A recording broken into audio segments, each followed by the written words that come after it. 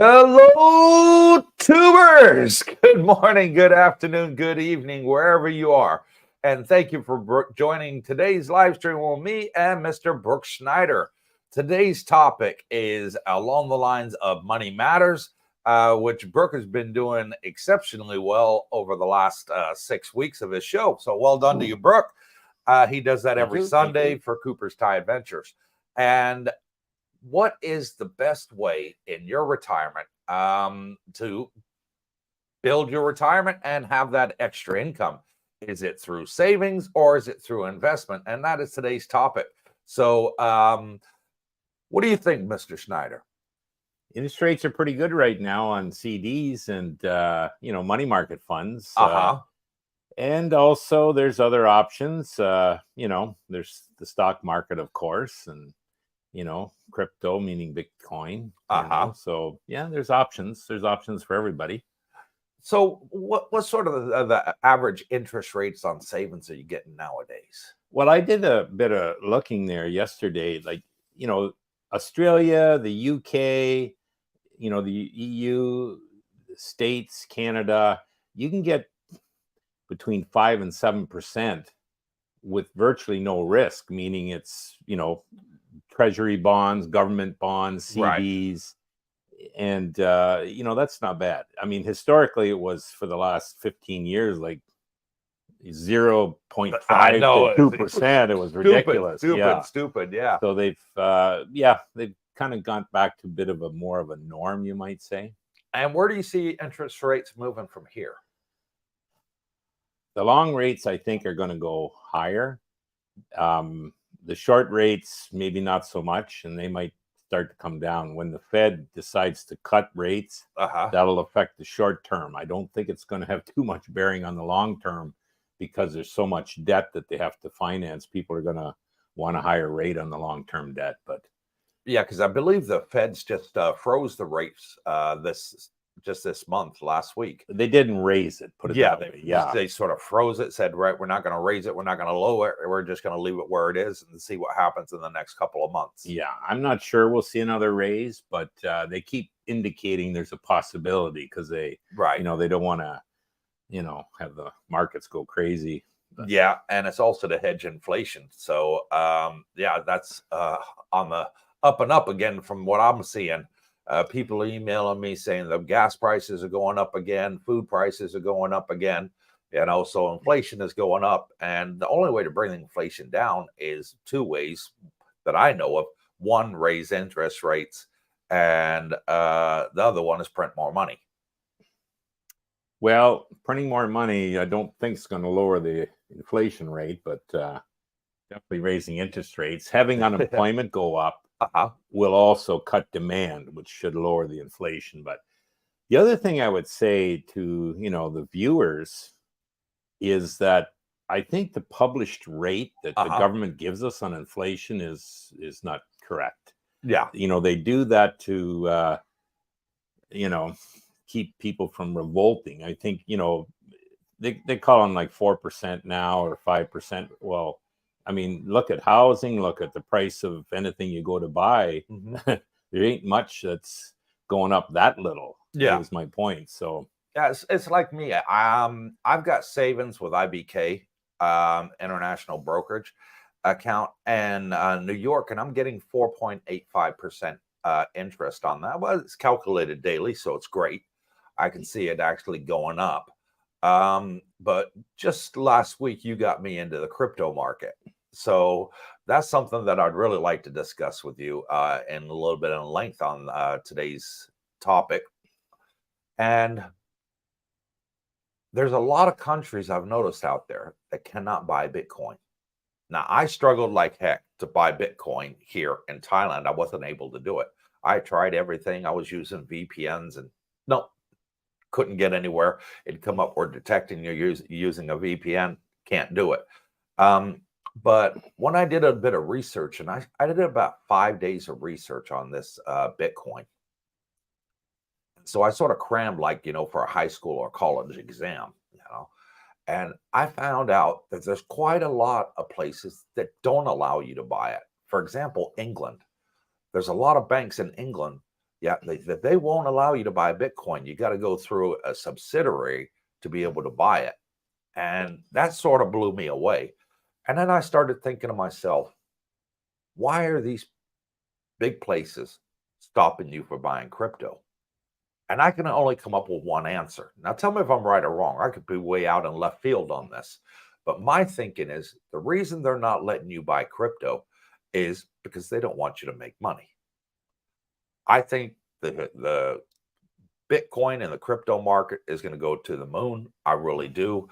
It's a solid investment. It's a limited supply. So when there's ever a limited supply of something, yeah, and the the demand outweighs the supply, of course, the prices always go up. Same like here in Thailand. For example, there's an infinite supply of condominium, but there's only so many people that want them, so that keeps the prices down. Whereas crypto Bitcoin, on the other hand, there's only ever going to be 21 million. They say they've lost 5 million because people have had it and they passed away and they didn't pass the details on to the next person or whatever.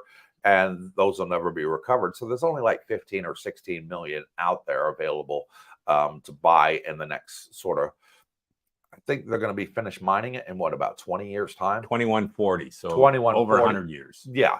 So there's not going to be an infinitesimal amount like there is with gold, silver, copper, or anything else, or oil. You can always mine and drill for more. So that's got me there. And again, I kept thinking to myself, why is England stopping people from buying crypto? You know, I think they know that it's going to go sky high and it's going to make a lot of millionaires overnight. You know, I think it's that. Am I way in the left field here? Or what are your thoughts? What are your thoughts? Let us know in the comments section. Let us know what you guys think. I'm sure I think a big part of it is they're uncertain as to how to monitor and regulate it. Right. I mean, even the States is having issues with the SEC, how to regulate and monitor these ETFs that are coming. Yeah. But they realize that the demand is there worldwide. So they're actually, and even, they had to go in front of Congress, and Congress was saying, get these things approved. What's the matter with you guys? Do your job, because if there's a demand issue, why are they not allowing it? They do it on every other commodity and every other asset. So right.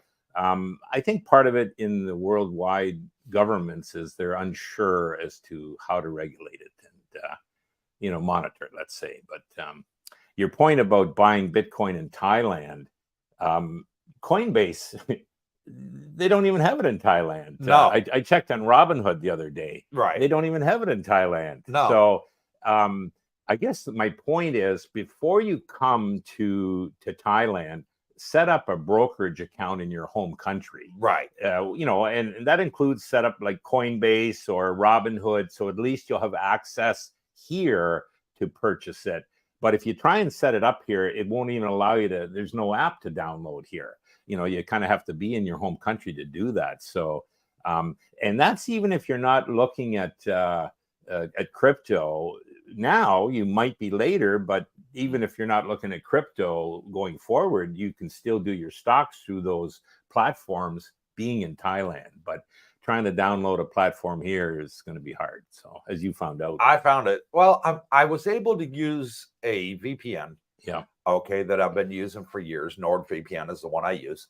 And I was able to download the app through the VPN. But here's the problem.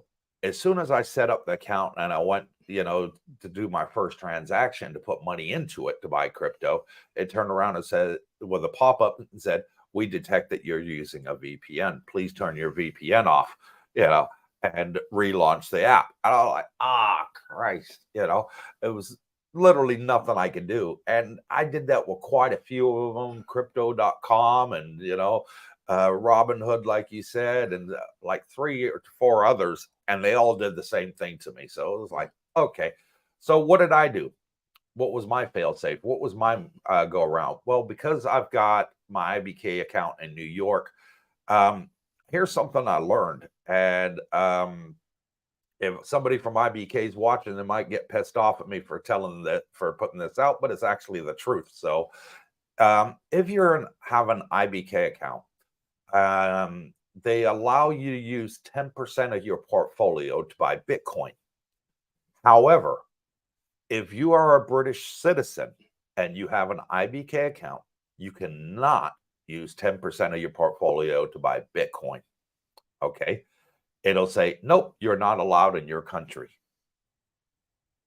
Even if you're not in England, even if you're in America, even if you're in Thailand or Philippines or Timbuktu or the middle of the Sahara Desert, it still will not let you buy Bitcoin, because the one thing that you have to do with your IBK account is you have to provide your passport and your social security number. So for me, not a problem, American passport, American social security number. But if you're a British citizen and you put your British passport on there and your national insurance number, which is their equivalent to our social security number, it'll flag up and say, no, you can't buy it. So that is a surprise to me as well. So who we got on here today? Jim Collis, good day from Sydney. Les Jennings, good morning, family, and thank you, Les, for coming on here. I did do another beach walk, which is going to be on tonight's video, but it's going to be a lot longer as it's 20 minutes. And tonight's video with the beach walk is going to blow you all away, because I'm going to put this out there, and I know everybody out here that's watching my this on live stream is going to say that I am full of caca. Okay. Because I am just a little YouTuber. Okay. I got 4,000 subscribers, almost 4,200. A couple of months ago, I got contacted by somebody famous in the music industry. Okay. That's all I'm going to say. And at the time, I'd only had just over 1,000 subscribers. So I was very, very new into the YouTube verse. And I still am. I'm only 4 months into it. But anyways, this particular famous person that contacted me and emailed me and messaged me and asked to speak to me on WhatsApp, I thought it was, somebody playing with me. I really did. I didn't think it was this person that was actually messaging me. And I was like, nah, I don't believe it. But I played along with it anyways. I thought, well, maybe, it is this person, who knows? And it turned out it was. And this famous person, and I'm not going to say who it is, but when you watch the video tonight, everybody's going to be out there and thinking, hang on, Cooper's putting clickbait out there. He's lying. There's no way this person contacted Cooper. This person's just way too famous. There's no way he would contact Cooper. Well, yes, he did. Yes, he did. And Mr. Brooke Schneider knows it for a fact. But what he did was he sent me lots of messages on WhatsApp, and he didn't only do that. He sent me videos of him giving a shout out to my channel, me, little old YouTuber Cooper. I'm nobody in the entertainment industry for YouTube. I'm like bottom of the 1%, with 4,000 subscribers. You get people out there with millions of subscribers. Me, I'm only at 4,000. And they reached out to me, these two famous individuals, and then they sent me a video and said, hey, if any of your subscribers are doubting it, put this video on your YouTube channel. So I did, and it's going to be out on tonight's video. So stay tuned for that one. Wow. It's going to be exciting. It's going to blow you away, because it is, I'll give you a clue, it's one of the biggest rappers in the world. I'll be watching. Got in touch with me and asked me to help one of his friends who's a DJ and also has works with this rapper. So some people will be guessing already who I'm talking about, but that's as far as I'm going to go. And it's a great to watch tonight. It absolutely blew me away that they would reach out to the little people like me. Black Ops, morning all. And good morning, Black Ops, and welcome to the live stream. Bloom Armand, happy to join from cold Belgium. Yes, and welcome from Belgium, brother. I'm sure you don't miss those North Sea winds coming in at you there from across the English coastline. What would they call that there? The coast between England and Europe, the English Channel. English Channel. Yeah. Okay.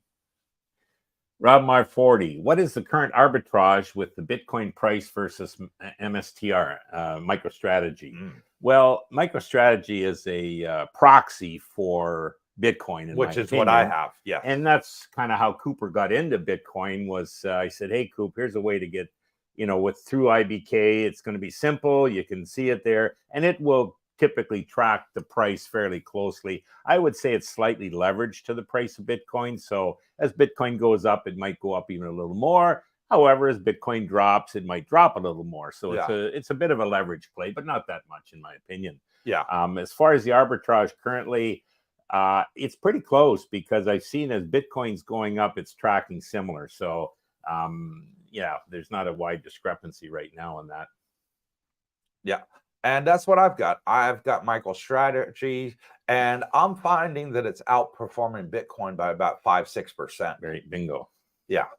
So as Bitcoin goes up, like 1%, MicroStrategy will go up like 1.5 to 2%.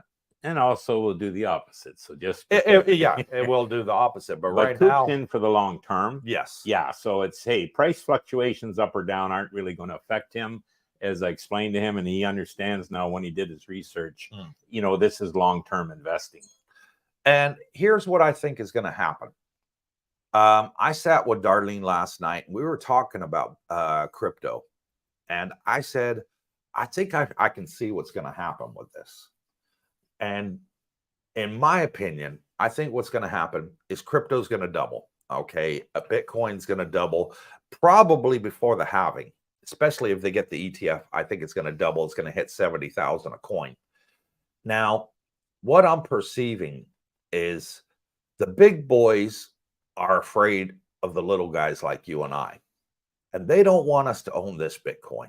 So what I think is going to happen is it's going to go up to like $100,000, maybe $150,000, hoping the little guys like you and I are going to sell.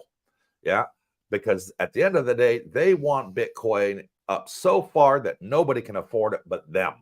And that's what I'm thinking is going to happen. They're going to try and tease us, maybe bring it out at like 100,000, maybe middle of next year, 150. For the stragglers that are still holding on to their Bitcoin, maybe it'll go up to 250 by the end of next year, 250,000. Hopefully that they will sell their coins and go like, wow, I've just made all this profit. It might drop. I got to panic and get rid of it. And then what's going to happen is in 3 to 5 years, Bitcoin is going to be worth way over $1 million, and most of us can't afford that. Wow. That's my prediction. That's what I think is going to happen. I really do. Bobby 57. Good morning, all. Bob's in the house with all you, Cooper, Brooke, and Darlene. And thank you, Brooke, for your help yesterday. No problem, Bob. Yeah, and Bob's one of our new subscribers. Him and his wife, Herling. They just moved in here last week. Great people. And they moved over from the Philippines. So welcome to the live stream, both Bob and Herling. And thank you for coming on over to Cooper's Universe. And I'm glad that you're happy and you're enjoying it. Market focus. Hello, gentlemen. Bitcoin to the moon. And I'm with you there, brother. I think it is really going to skyrocket. Blom Armin. No problem to buy crypto in Belgium. However, I get lost in the many types can be bought. Well, yeah. When we talk crypto, and I'm sure Coop will agree totally, is it's strictly Bitcoin, which is a crypto asset. The rest of them, what I call are, shite coins.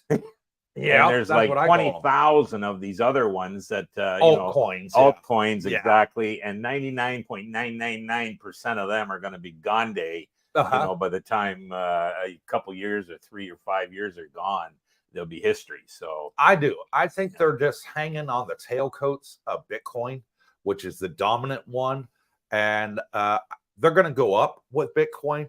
But the thing is, those that are buying these altcoins, I would be extremely afraid, because one moment they're going to be up with Bitcoin, and then the next minute when Bitcoin gets the ETF, these ones don't, these altcoins, and they're just going to fall flat and people are going to lose a lot of money.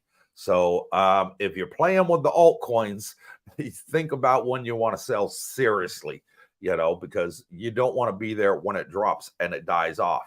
All these altcoins have what's called an issuer.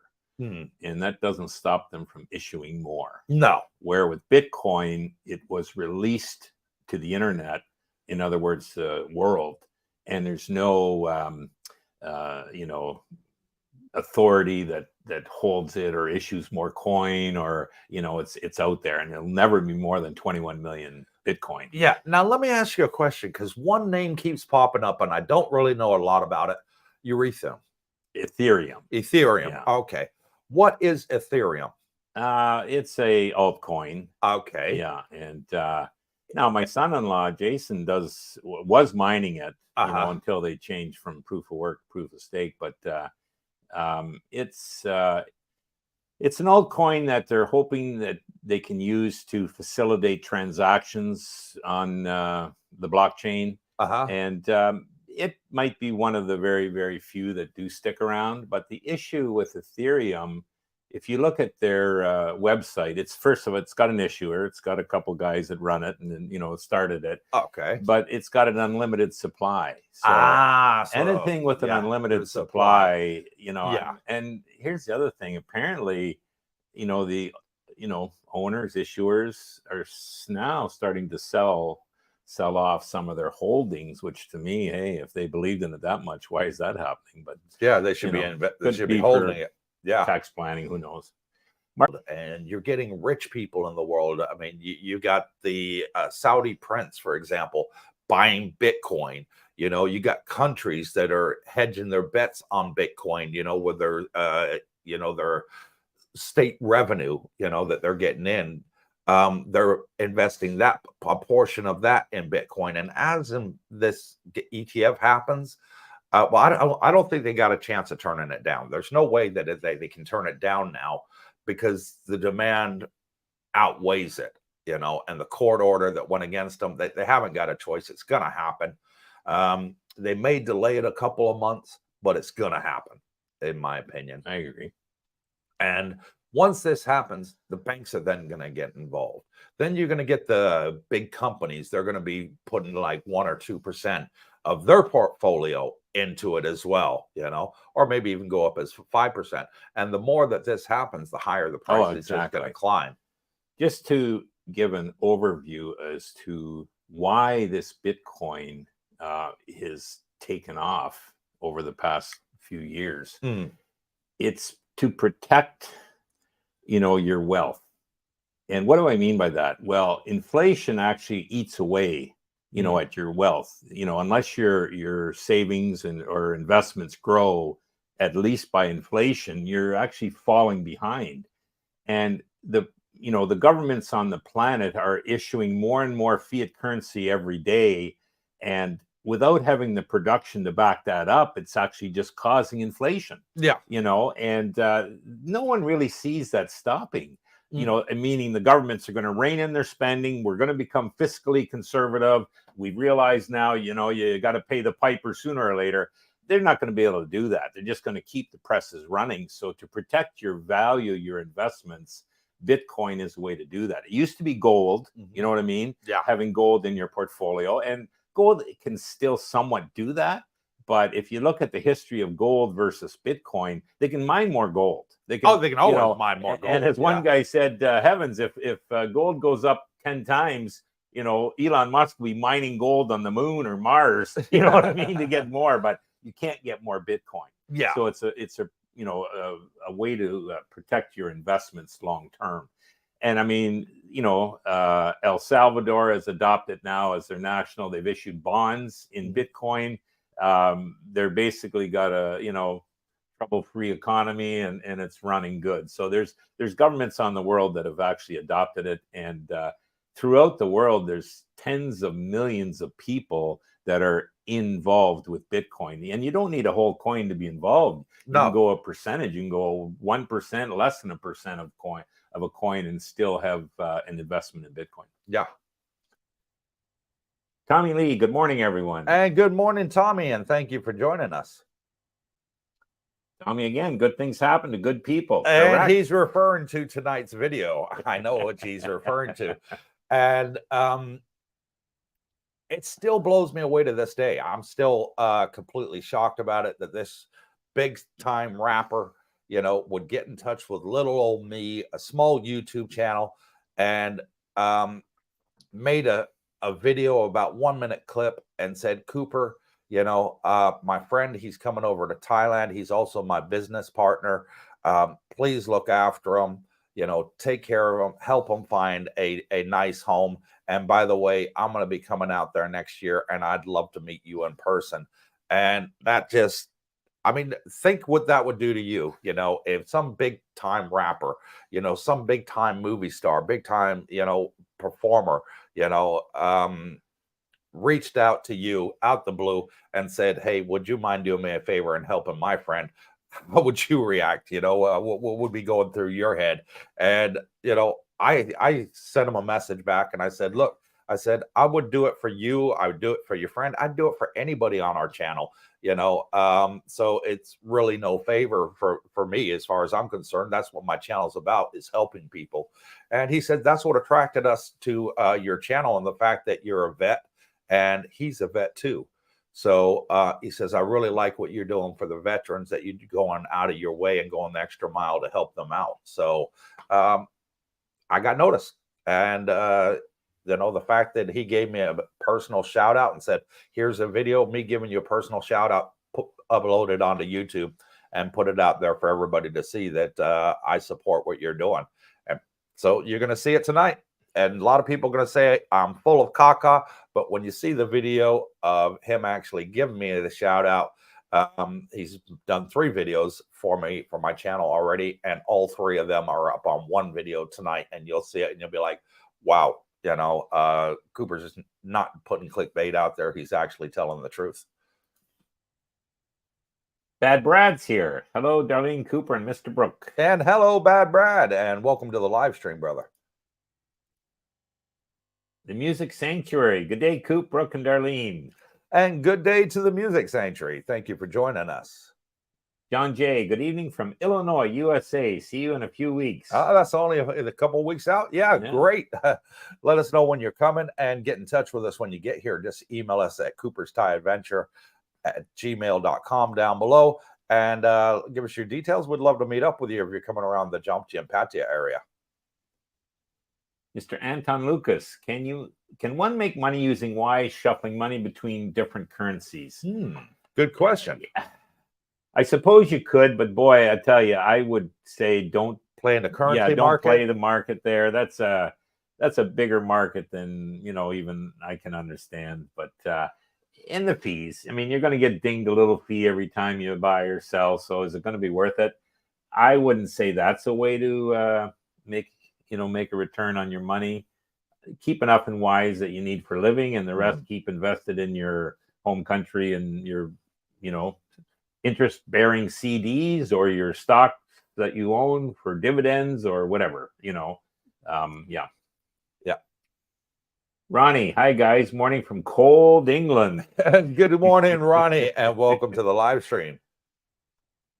Eamon Hogan, when Bitcoin drops to 4,000, will you do a video on it or just have a video on the weather instead? We'll definitely do a video on that. I'd definitely do a video on it because I'd be buying a lot of it.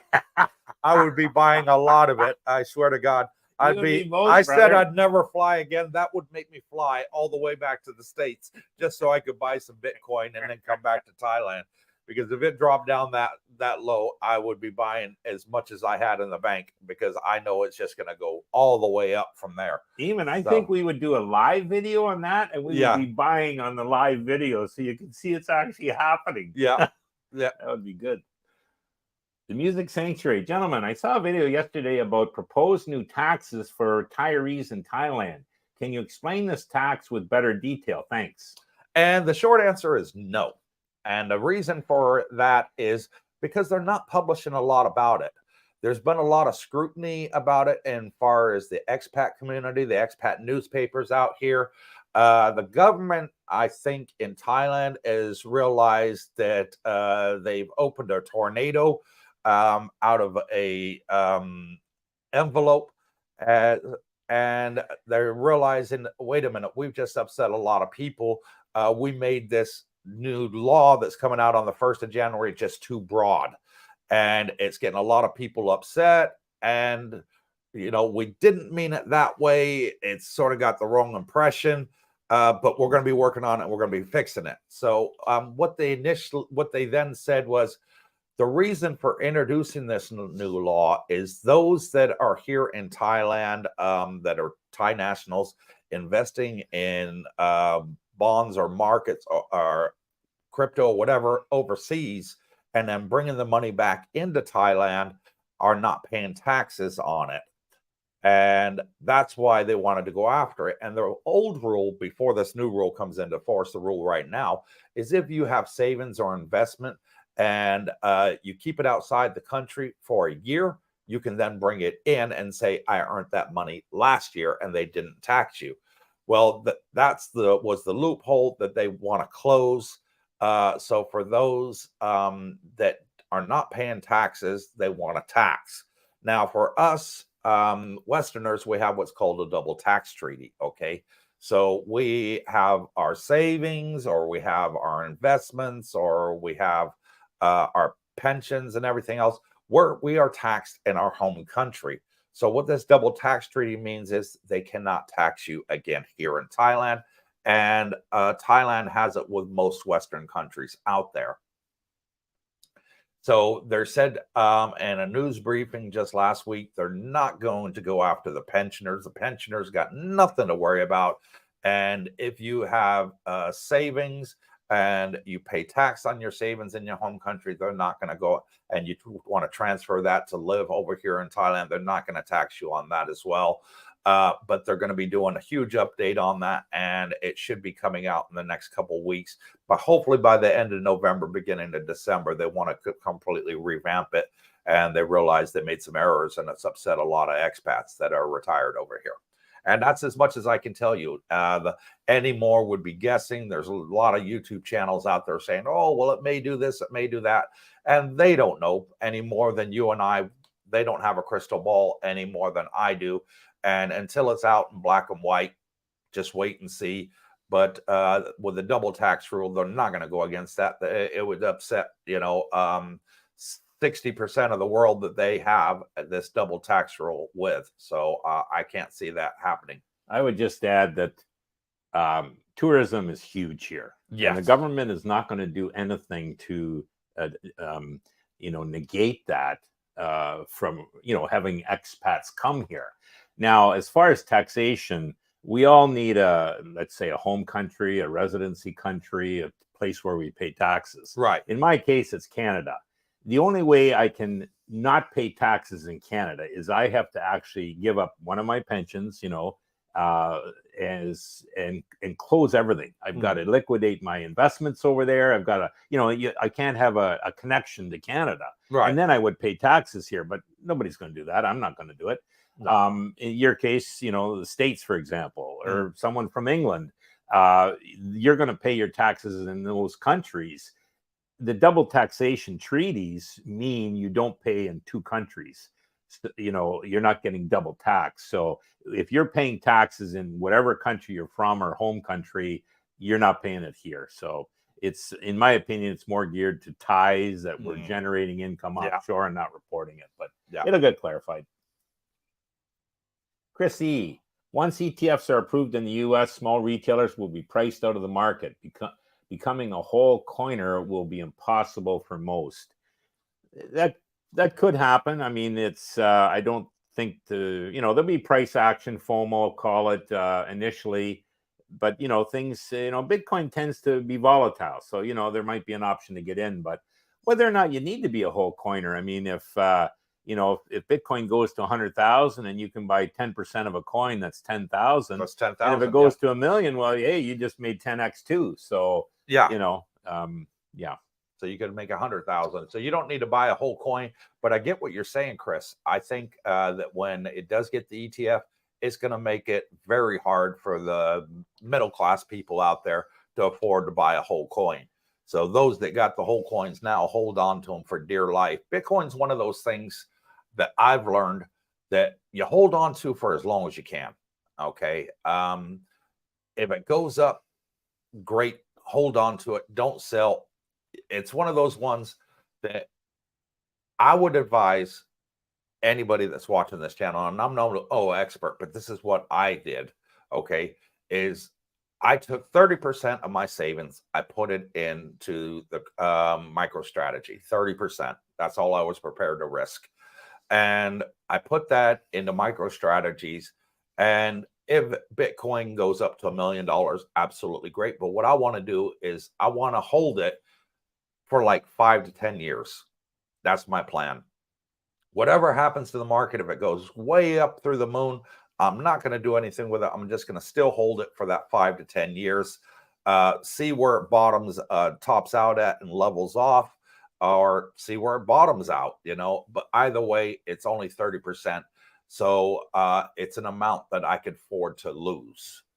I'm not saying that Bitcoin's going to crash. I don't think that's ever going to happen. It can't happen right now. There's too many people invested in it, too many big corporations, too many countries. So it's got to get the ETF approval. There's no way around it. They may drag it out for a couple extra months, to get the prices down before they get the ETF or something. That might be a possibility. Who knows? But it's definitely going to get the ETF, and it's definitely going to skyrocket. It's more valuable than gold, more valuable than platinum, which is the most expensive gold out there. Or is it platinum or palladium? How do you pronounce it, Brooke? You're more into the Palladium. Palladium, I think. So yeah, I think that's what's going to happen. So those that can get into it as soon as possible. Even if you can only afford 1% of one coin, you're going to make money. Can I just say something that, what? You went from someone that, I don't know about Bitcoin, to becoming very educated through your research. Yeah, I did. And now, whoa, look what he talks about. And that's called, you've been orange pilled. Okay. Well, maybe I'm coming across like Warren Buffett, who said, hey, I'm never going to get involved in tech 20 years ago. And he owns a shitload of shares in Apple. Yeah, his biggest holding. His biggest holding is Apple stock, And then he says, hey, I'm not going to get involved in Bitcoin. You'd never buy Bitcoin. I'll never get involved in Bitcoin. What's he done? He owns 30-odd thousand shares of Fidelity. What does Fidelity own? Bitcoin. So, roundabout way. Yeah. So he's gone about it roundabout way there. Market focus. Yay, I bought altcoins years ago, but I took the profits and put it into Bitcoin. Well done, market focus. Smart move. Hang on. Yeah. Al DeCisi. Hi, guys. I missed a little of your intro. How do you feel about Ripple XRP? I was told it's the way to go. Al, I don't, I only focus and research and, for me, deal in Bitcoin. So, spoke to Coop about it. He wanted to learn more about it and sent some videos. And sure, did he ever? I think he'd say the same thing. He's not going to touch anything other than Bitcoin. Yeah, I'm staying with the market leader. It's sort of like, let's go back to the 1980s, folks. Most of you here are my age or Brooke's age or somewhere in between. All right, in the 80s, we had gaming consoles. We had Atari and we had Sega. Okay, and then we had PlayStation. All right. Well, Sega and Atari, everybody thought was going to go on forever, but it was PlayStation, Sony that won the race, and the other two have died out. There is no Atari anymore. There's no Sega anymore. They're gone. They're gone. Now it's PlayStation and Xbox that have the market. And that's what I think is going to happen in regards to Bitcoin. Bitcoin is the dominant one, and the subdominant one, I would say, is Ethereum. I think those two will last, and the other two are going to crash out. I mean, all the others are going to, just drop out the market. And that's the best way I can sort of explain it to you. Yeah. Yeah. Jack Black. Chainlink and Ethereum will be around in 5 or 6 years. It is a simple fact. Could very well be. Could be. Jerry and Jennifer. Good morning, Cooper and Brooke. Been seriously considering Bitcoin for a while. Learning a lot from you. Yeah, watch that video Sunday, I think I put it in we put the link in there. Michael Saylor's interview with Tucker Carlson. Great explanation as to, what Bitcoin, the reason to get into Bitcoin, as well as explains what inflation and how it's caused with the money printing, and then also the history of money, which is very, very interesting, An incredibly intelligent man. Oh yeah. I mean, I would put it, I mean, he said in the interview, those that haven't watched it yet, he sat down with Elon Musk, and in 30 minutes of talking to Elon Musk, he said it was actually a lot less than that. Yeah, because Tucker asked him and said, well, how long did it take you to convince Elon Musk to buy Bitcoin? He said, oh, it was only minutes. Excuse me. And anyways, Elon Musk has now bought into Bitcoin as well, and if you wanted to buy a Tesla, he'll accept Bitcoin. You can use a Bitcoin to buy a Tesla from him. So there you go. Rob Mar 40. I bought XRP back in 2019. Ended up selling in 2020 for a large loss. Haven't invested in crypto since then. Sad to hear. Sad to hear. Yeah, XRP was one that I wouldn't have bought in, and I'm not trying to make fun of you there, Rob.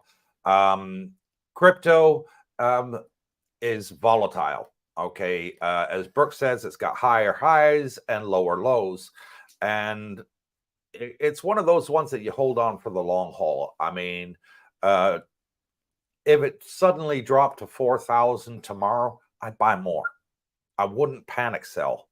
I would buy maybe another 20% more than what I have right now, because I do see it going all the way up. What people tend to do is they'll buy, say, $1,000 worth. And then all of a sudden, a year later, it's worth $30 for the same 1,000 that you paid, or $300, and they panic and they sell it. And then 2 years later, it doubles from where it was when you sold it. And that's just one of those things. You got to pick the right time to sell it. Well, with it, yeah, and exactly, it's volatile. But the history is typically it's higher highs and higher lows, even. Yeah. But I, personally, I wouldn't put any more money into an asset than I could afford to lose. Yeah. And even before putting any money into an asset, do research like you did. Yeah. Like I will tell you, Coop did like hundreds of hours before investing, so he knew what he was getting into. Was same with me. So, and I'd recommend that for anybody looking at Bitcoin or any other crypto asset. Definitely do oodles and oodles. The more research you do, the more informed you get. So the best way to make a decision is an informed one. So yeah. So Pepper Company. Hi, Coop and Brooke. Running late today, but I'm here. And thank you for joining us. Much appreciated. Market Focus. Hey, Coop, maybe you, the rapper, can make a TikTok video together. No, never know. But what he did say is he said he's looking forward to meeting me in person next year. And he says it clearly in the video. Coming to Thailand next year. He wants to meet me in person. And I was sort of joking with his partner and said, it'd be great if I could sit down with the two of you and interview you for my YouTube channel. Yeah. He said, sure. We'll make it happen. Bingo. We'll do it for you. No problem. And I was like, whoa, I was only joking, but if you're willing to do it, I'm no dummy. I'm not going to turn it down, to have you guys on our live stream and, and have our subscribers be able to pick their brains, and ask them some questions. It would be a great opportunity. Good things come to good people. Yeah, maybe. Jay Easy, good morning, afternoon, good evening. Great video on the new housing community in Bangsaray. There you go. And it was. If you haven't seen the video, folks, we made a video yesterday. The banner says Hampton Housing, 2-bedroom, 108 square meters, Western style home for under the price of a 2-bedroom condominium. What I should have put in the banner was 3 2-bedroom homes for rent, cheap. So with that, all 3 houses are for rent. You can have a pet there if you want. It's negotiable with the developers. They said they'll work with you on it. And they are absolutely beautiful, made to Western standard. 2 bedrooms homes, twice the size of a normal 2-bedroom here condominium, and you got the whole house. And it was 20,000 baht for the month, which is the very low end of a 2-bedroom condominium here in Jomtien Pattaya area. So, and this is a brand new house. So Absolutely fantastic. And thank you for that, Jay Easy. We fell in love with them. The only reason that we wouldn't move there is we've already paid for another year for here. So I paid a year up in front, and now I'm kicking myself in the backside because that place is beautiful. Data Behoy, Coop Doggy Dog. Coop Doggy Dog. And they're guessing. I'm not going to tell you who it is. You're going to find out tonight. I see where you're going with that, Data Boy, trying to get a sneak out of who it is. And you're going to see it in tonight's video. And it's going to blow you away. It's going to blow you away. This person may even be bigger than Coop Doggy Dog. You tell us when you see the video. Pretty big. Market focus. Ha, ha, ha. So Pepper Company, Cooper and Brooke, we are Navy vets and not too heavy in stocks except for government bonds. Okay. Safety first for me. Good. I am thinking about investing, buying some of the condo project units pre-sale. Thoughts? Pre-sale over here, condominiums. Of course, you're going to get a discount. If you buy anything pre-sale, you're going to get a discount. Now, my thoughts are this. COVID killed several projects out here. I'm going to be honest with you. I'll put it out there. And one of them was a very big project that's in Pattaya, right there by the big orange Pattaya sign. It was one of the tall sort of skyscraper condominium buildings, high-rise buildings, and it's dead. It's dead on its knees. COVID killed it. I think it was like 50 stories high, and it's just a shell. And the company went bankrupt. COVID killed the project. And the government, local government wants it taken down as it's an eyesore or finished, one of the two. But the company's turned around and said, we got no money.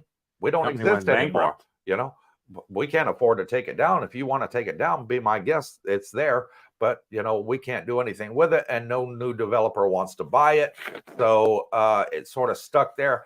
But what I would say to you, if you wanted to buy something here pre-sale, is make sure it's with a reputable company. Okay. Do your research or have somebody do your research for you. Reach out to us.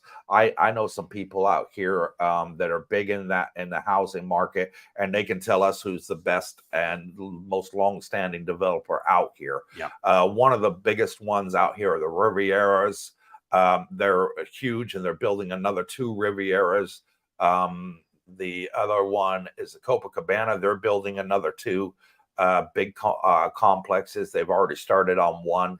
Riviera's already started on its biggest one. It's going to have a bowling alley and a golf course in it, you know, and everything else, and a big movie theater inside the condominium building. So they're going sort of Hollywood style with this new building.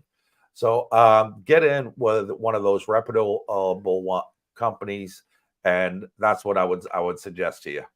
I would say too. I guess it's Michelle and Jimmy. If you're here or you're not. If you're not here, come here first. And I would say, oh, hey, you're going to rent probably just to get your feet wet, boots on the ground. They're always building more and more condos. I mean, we see ground breaking everywhere every time we're out driving. So when you're here, you can do more research on the area, the units, you know, stop in at several of the new ones, check the pre-sale prices, see what you're looking for. Yeah. I definitely don't think I would buy one, you know, without being here to see. So yeah, I definitely want to see it. JPI, crypto can move too fast for a bank to give fair offers. And you're right, it can go literally straight to the moon. There's forecasters out there that'll tell you that crypto by the year 2030 is going to be anywhere from $1 to $10 million a coin. So there you go.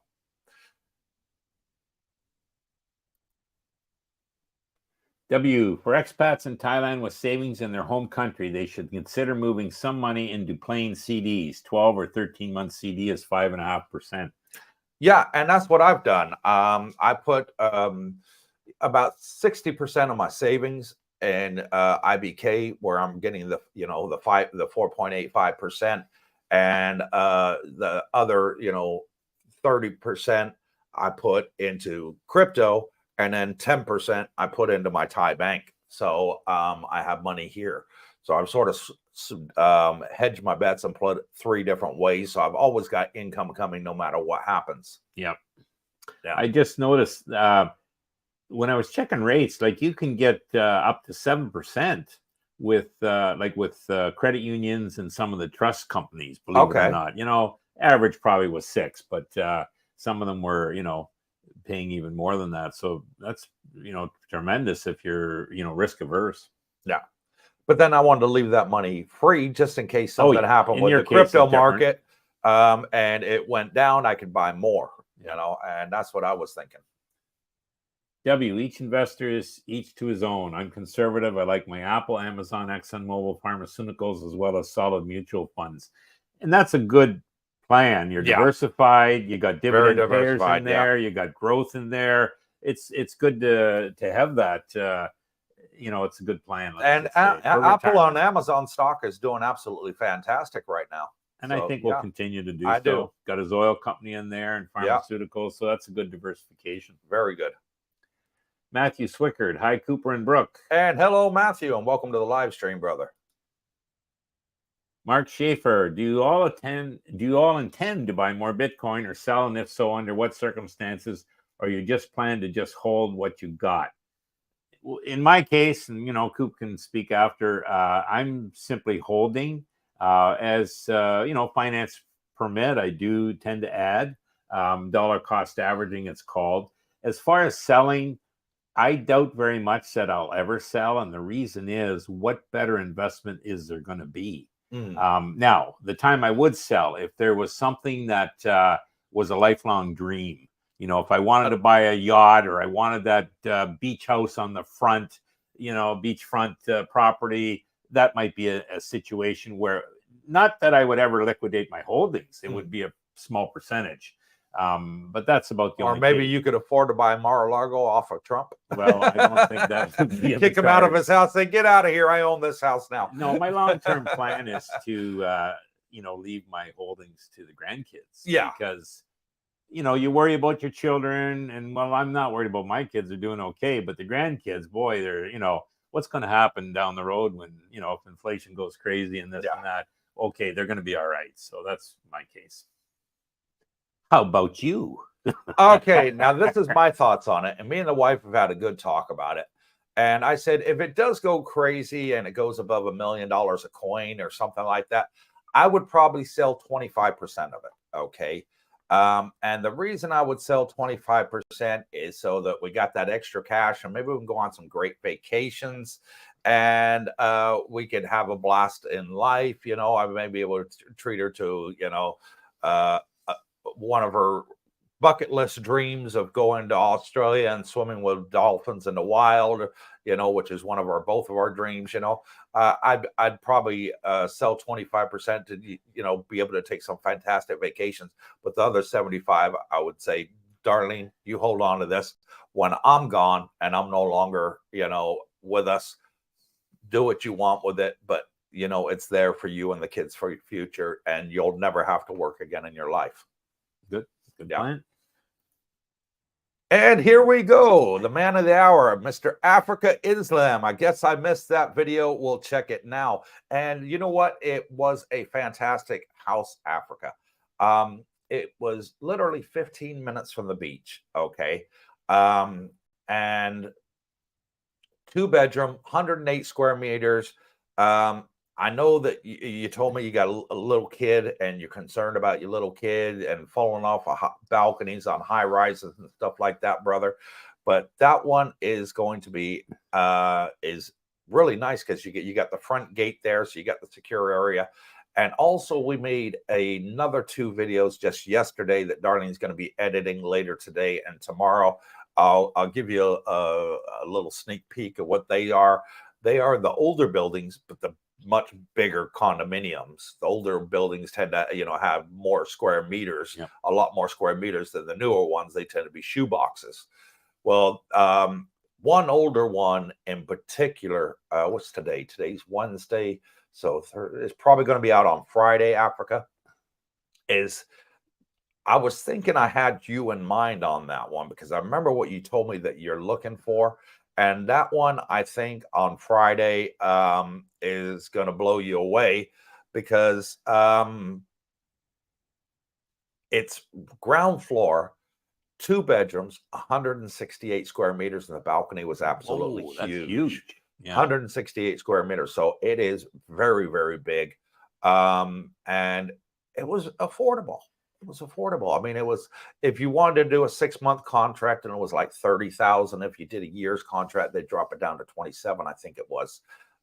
We did 2 in that building, both on the ground floor.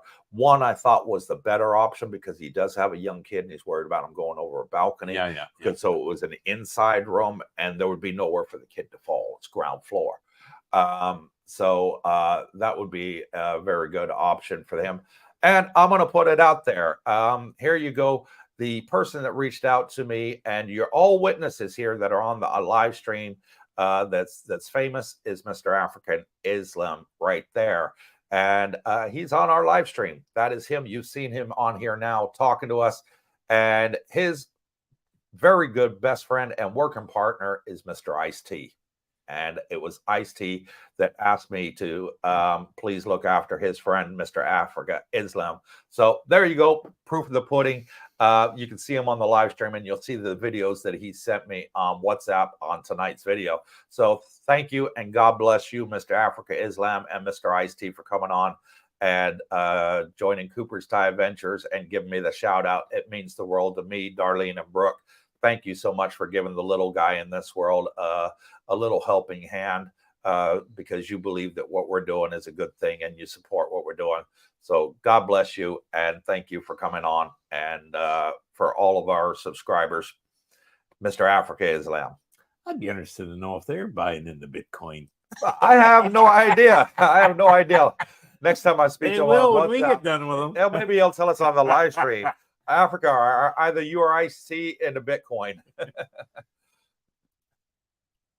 Research, like you mentioned, is key. I'm not too old, but I read Money Magazine, Business Week, and Kiplinger's on a regular basis. Now just the Wall Street Journal and Barron's. All excellent publications. Very excellent. Yeah. Tonester. Morning, Cooper and Brooke from Cebu. From Cebu, Philippines. Yeah. And welcome, Tonester, to the show. Thank you for joining over. And W Secrets to Success sends a $1.99 super thanks and says, it's 50 cents. Mr. Pimp himself is there. No, it's not 50 cents. This is Ice-T. And Ice-T, for those of you, remember, he started way back in the 80s. And he was one of the inventors of rap. He's one of the longest going rap stars ever in the world. And he had a good acting career, too. And he does. He's on TV daily. He's got that TV show that he does. Yeah. He's on talk shows every week. You know, he's doing interviews and, you know, he's giving a lot of his time. Down-to-earth guy. Really down-to-earth guy. And it's going to be an honor and an absolute pleasure to meet him and Mr. Africa Islam in person, as they're both fantastic people. And I appreciate that, you know, that they like the little guy. Looking to move to Thailand. Yeah, they're looking to move to Thailand. And they like the little guy. And, you know, they're not snobs like a lot of us perceive the rich people to be. Yeah. You know, and I just think it's a blessing from God that they reached out and got in touch with us. So thank you for that, W Secret to Success. And you probably just seen that it's Africa Islam that reached out to me and his best friend and work partner, Mr. Ice-T. So Pepper, what about Ciceran? I heard they are huge there. Ciceran is a building company. They tend to be big in Bangkok. Out this area in Pattaya, Jomtien, Wongamat, and so forth. I still think the leader is the Riviera Group out here. I think they're the market leader out here. The other one were the View Tale companies. They've built like, I think, 9 condominiums now. But it's up to you which one you want to go with. If you want to email us at cooperstaiventure@gmail.com, I'm more than happy to send you to one of the realtors that we used here. He's absolutely fantastic. He's very knowledgeable. This guy's name is Sean. You haven't seen him on the channel yet. You may have seen him in the beginning when I first started the condo tours. and he deals more towards sales. I've moved to another agent that she deals more towards rentals, Miss Nung. But Sean is the one that's big on sales, and he can tell you, he's very fantastic and knowledgeable in the real estate industry. He's been doing it out here for quite some time. And I'm more than happy to forward your details to him, and he can tell you who's one of the biggest and secure builders out here that if you wanted to get a pre-sale condominium to buy. Data boy, you mean 50 baht, not 50 cent. Yeah. Okay, good joke. That is a good joke. And So Pepper says, okay, sounds good. No problem. Just reach out to us. Tonester. How will the supposed new tax law affect those of us wanting to buy a condo and possibly rent it? Right. If you want to buy a condo and you want to rent it out, it's considered an income in Thailand. Therefore, you will be susceptible to the 6% Thai law.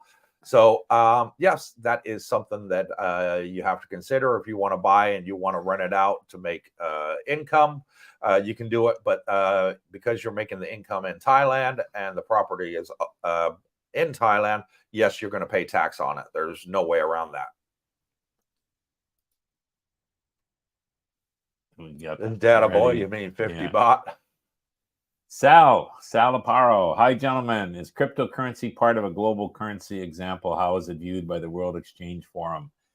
Currency is maybe a misnomer for that. Bitcoin is, in my opinion, a store of value. It's an asset, a commodity. It's not a currency. And so I would say it's definitely not going to be a global currency. It's more like gold, the store of value.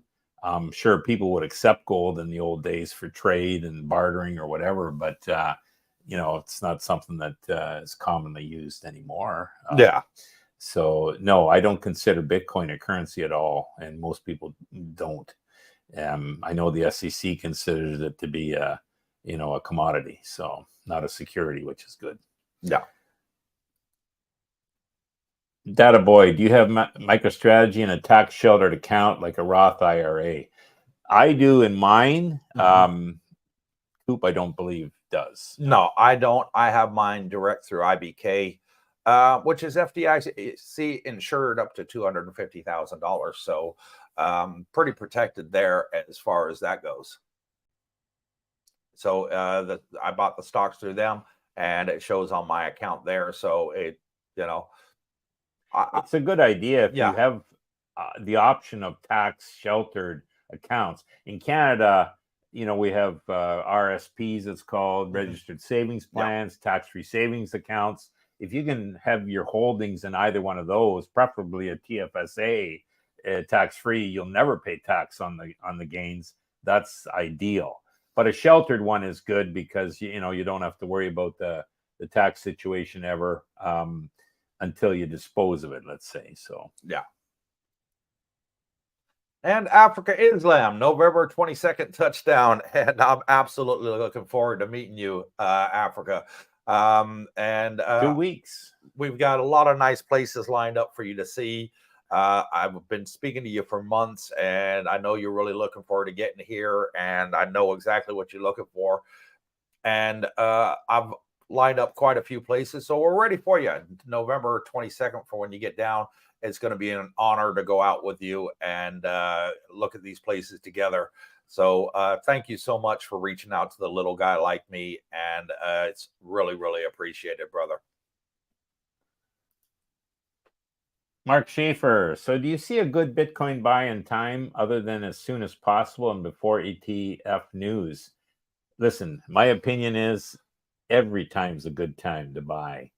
Now, having said that, common sense to me indicates there's a confluence of happenings that are going to occur that can cause the price to, skyrocket. So, you might want to consider doing your research quickly And maybe that will help your decision to get in before maybe the FOMO starts. Yeah, the fear of missing out. Yep. Now, I remember the advice you told me. You said, Cooper, buy a little right now and then wait.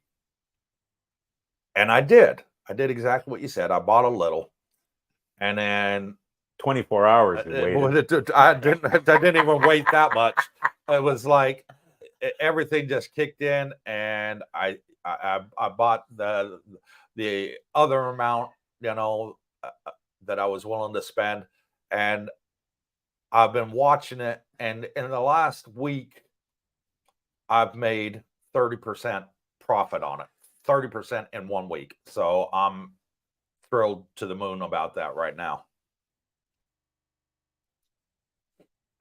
My Thai friends here in the USA, mostly female, are intrigued with the US stock market and buying physical gold long term.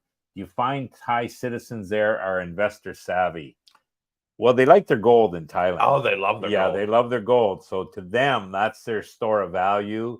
I'm not sure how much access Thais have to Bitcoin, to be honest with you. Not a lot. No, not a lot. Not, but no, that's what the Thais like to do, is they buy their gold, they'll hold on to it for 10, 15, 20 years, whatever, and then sell it and make a profit on it, But oh yeah, because over here, it doesn't matter what design the gold is, it goes by the weight. Yeah. So you can have the most beautiful design versus the most ugly design, and it's not going to be any difference in price. Yeah. They put it on a weighing scale, whatever it weighs, that's what it's worth. That's what it is. Yeah. And Data Boy, he's on Law and Order. Yes, absolutely correct. Ice-T is one of the TV stars on Law and Order, as well as being a rapper. JPI, I learned options trade because of YouTube. That is why I'm moving there next slow season around mid-April. So he's done well. Good, smart idea. Options, yeah. I do options. Yep, very good. Tonester, Brooke, once the BTC halving takes place, will it increase in cost and or availability? Oh yeah. Well, what will happen at the halving? What is the halving? The halving, currently, Bitcoin miners, who are the people that mine the Bitcoin, they get a return, for so many blocks mined, whatever. And at the halvings, the return is cut in half, and currently it's 6.5 coins per block. Right. Well, that goes to 3.25 in April next year. So they got to mine double to get the same as what they did before the halving. To get the same amount of coins. To get the same. Now, here's the coins, problem right. at the halvings for the miners is, their returns are cut in half, but the expenses, the cost of energy stays the same. Yeah. The wages stay the same. So you'd logically think, well, Bitcoin will have to go up in price for these guys to stay in business. It'll have to maybe double to keep the same amount of miners. But personally, what I think is going to happen, like there's efficient miners, the ones I like are debt free, and there's ones that, hey, they could be in trouble with a lot of debt, and how are they going to make up if the price doesn't go up? You see what I mean? So it might not double right off the bat. I think definitely long term, within a few months it would. But I think you'll see miners. I think there'll be a consolidation in the industry where those poor guys are going to get bought out for pennies on the dollar by the big boys. Yeah, that's right. And here you go. African Islam says, Law and Order, SVU. No Bitcoin, but cash in hand in Vegas still works. So there you go. That's Him true. And Ice-T don't own any Bitcoin, but they like their cash in hand, and they still enjoy going on a flutter in Vegas.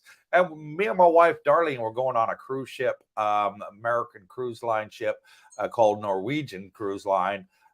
In the 22nd of December until the 4th of January. And I'm going to love it because they got American Casino on there. It's an American-owned company. So they got the American casinos on there.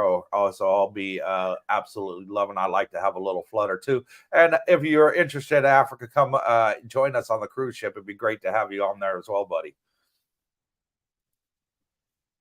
So Pepper, great. And it's cruising around Asia. It's doing Vietnam, Malaysia, Indonesia, and down to Bali. Check more off the bucket list. Yeah. Sal again. Thanks, gentlemen. And thank you, Sal, another one of our neighbors. A really nice guy. Matthew Swickard, what brokerage are you mentioning, Cooper? IBK? I'm not familiar with that. International Brokers. IBKR is the full initials of them. And they're big. They're very big. Yeah, worldwide. And they're based in New York City. So that's the one I use. I get 4.8%, 85% interest on my savings daily. In there. Yeah. And it's calculated daily, which is great. You see the daily growth go up. And you're able to buy MicroStrategies on there because it already has an approved ETF on MicroStrategies. Yep. So with that, you're able to buy it on there, no problem. I use TD Waterhouse back in Canada. It's just basically because I've been with TD forever. And the other thing I liked, had the TD banks were in Florida. So when I was wintering in Florida, it was easy to transfer, and bingo, you walk in and they know you. Yeah. Data boy, distributions from a Roth IRA are 100% tax-free. Wow. Okay. Well, that's good. Canadian, I didn't know that, but hey, you obviously would as an American, so that's great. Yeah, put it in an IRA. Well, there you go. Derek McClintock, appreciate you guys. And thanks, Derek. Really appreciate him. Appreciate it. So Pepper Company, just FYI, we have been planning on moving to Mexico, definitely. Watching you has changed my mind, focus to Thailand. Coop, oh Coop, I am excited about the change. And what change is that? So the change from moving from Mexico to Thailand? Yeah. We had a subscriber move over from South America. They'd lived there for quite a few years.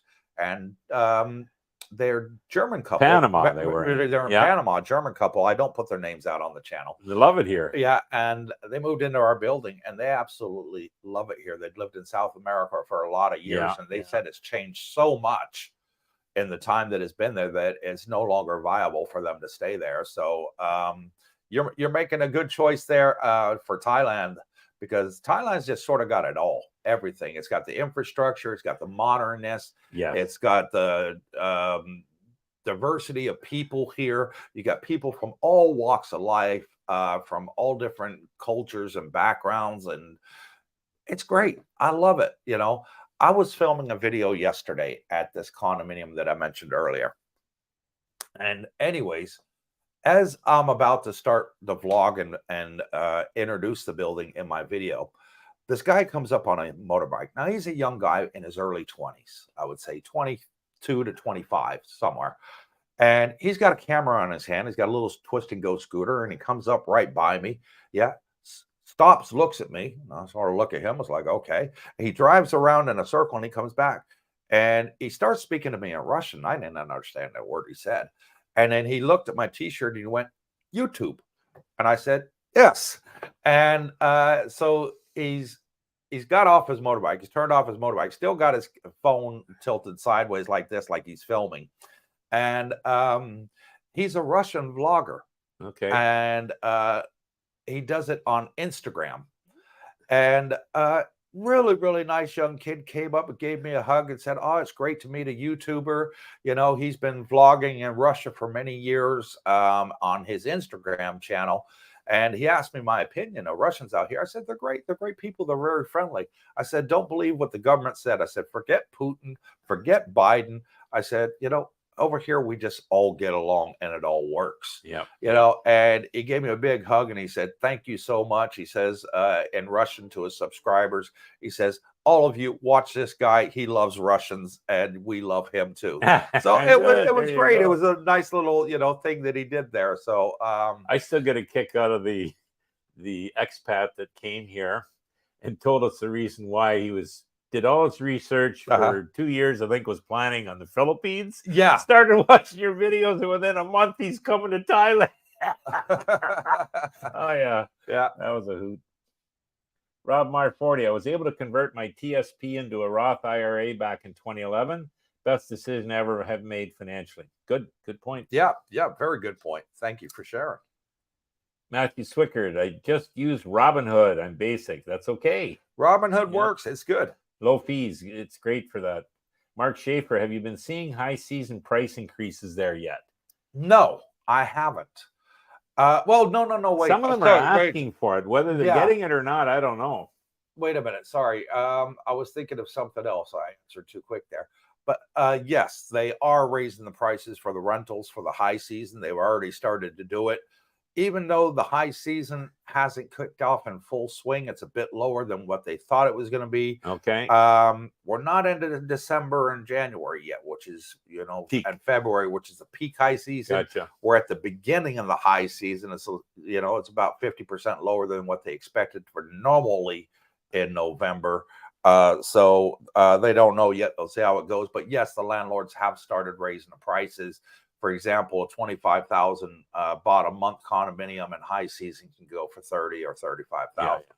So yeah, I have seen that in places like the Copacabana. I've seen it, Mark, in the scooter rentals. Yeah, and the motorbike rentals too. Yeah, they're going up over to, with Ron and cars. I think if you're here on low season, you have a scooter rented, they maintain it. You don't actually pay any more as long as you keep renting it. But the new renters coming now, geez, the price was up almost double from what he was paying because they had a new price list come out. So yeah, some of the prices have gone up, obviously. Yeah. You see rental prices for cars and motorbikes go up. Yeah. Bingo. You'll see accommodation prices go up. Food, no, that pretty much stays the same. Yeah. Meals stay the same. I don't see a difference in there. Electric, water, that doesn't go up. Internet, cable TV, that doesn't go up. The main thing are, sort of like the rental excursions, for example, they go up if you want a boat trip to Koh Larn. Sure. Obviously, in the high season, they charge a bit more. Low season, they go down.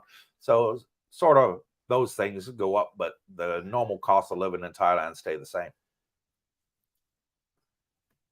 Dan B. Hi, Coop. Yes, please continue showing rentals. If you plan on showing for sale, may I suggest put that in the title. I find it too risky to buy without knowing areas. X golf course too far away. Example, golf course too far away, and not somebody's phone over there ringing. That stopped. What was that? But we what we try and do, Dan, is I like to mix it up on my videos. I got some subscribers out there, like So Pepper and plenty of others that are interested in buying and some interested in renting. So what I say to the agent, I said, look, if you can show me, like 2-3 condos in a building, in the same building, some for rental, some for sale, then I can put it in one video and everybody's happy. So those that are interested in renting can see the ones for rent and how much they are. Those that they're interested in buying can see how much they are. So what I'm doing is I'm just putting out the banner, me and Darlene saying, 2-bedroom house or 1-bedroom condominium or whatever else. And that's the way we put it up there. We try and make it even, that half of it's for rental, half of it's for buying in the video. It's not always possible. Sometimes we'll go to a condominium and there's only 3 condos available, but they're all for sale. And other times we'll go to a condominium and there'll be like 5 condos available and they're all for rent, none available for sale. They're all sold out. So it's one of those touch and go things. But I do hear what you're saying. But as far as golf courses here, there's 5 golf courses in our area right here that are not far from us at all. You can jump on a Bolt taxi, put your golf bags in the back of the taxi. You're there in 15 minutes. They're not that far away at all, the golf courses from and here. they rent clubs too. If you don't have your own clubs, you can rent them there as well. They got the driving range, so you can practice your swing on the driving range all day long that you can use there. And so don't worry about that too much, as we're trying to mix it up and we're trying to get it even. Give us time. We're doing our best. But we try and have both when possible in the videos. Moving on along. Data boy, are you able to use a VPN to watch foreign TV stations or apps like Tubi and Pluto TV? Yes, no problem. I use my NordVPN over here every day. And I'm able to watch my foreign stations, my foreign apps, and it's not a problem. It works. And what's great for me is, for example, I got Netflix and I turn on the NordVPN. I can change the Netflix from England, America, or Australia and watch the different programs on there, because Nice. Netflix has different programs depending on the region of where you're watching it. Yeah. I use VPN for DAZN, DAZN, for the sports in here. from Canada. So that worked out. Yeah. Chrissy, from what I've seen on other channels, a lot of people aren't making the trip this year due to airfares. And you're right. The airfares has gone very high, Chris. Also, what's scaring a lot of people is inflation has gone up. So that means mortgages have gone up, loan repayments have gone up. Also, what's scaring people is there's afraid that there might be a recession around the corner.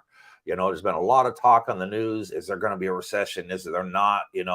What's the Fed going to announce? Are the interest rates going to go up? Are they going to go down? They're going to freeze. So there's a lot playing on people's minds, and it's an issue of security. But for the pensioners, that's not making any difference whatsoever, because at the end of the day, they're still coming over here and retiring because they still got the same amount of pension, whether they're in Australia, Canada, New Zealand, United States, England, Europe. It doesn't matter. The only difference to them is their value of their money that they have and their pension that they have in their country is going down. They're getting less for what they're getting coming in, less value for it. The prices are going up, food's going up, electric's going up, water's going up, gas prices going up, and their pension is staying flat at the same. So they're choosing, hey, heck with this. I'm going to Thailand, and where my pension is going 75% further than it is over here in the West. Definitely go a lot further here, guys. And I think, Coop, we're going to see a lot more people, retirees figuring that out with, channels like yourself. Yeah. Tonestar, Brooke, I'm using Trust Exchange for my BTC and finding limited. What do you think about Trust? I want to easily DCA dollar cost average into Bitcoin. Okay, I'm not familiar with Trust Exchange. No, I don't know a lot about that one. And that's so you're just holding the Bitcoin on the exchange, as I'm assuming is what that is. Yeah, I'd have to research it. Sorry, I don't have more information. I'm more familiar because I have Coinbase from the, Canada, from the West, let's say. But yeah, and Robinhood's in the West, but Trust, I'm not sure about that. So no, I don't know nothing about the Trust. Maybe you can educate us on that, Tonestar. I know Binance is the biggest on the planet, and I think Coinbase is next. Sort of second, yeah. Second, the ETF applicants are all going to be using Coinbase. So the SEC knows that, and they're, going to be fine with it, I'm sure. So what about people like BlackRock and Fidelity? They'll be using Coinbase to hold the coin.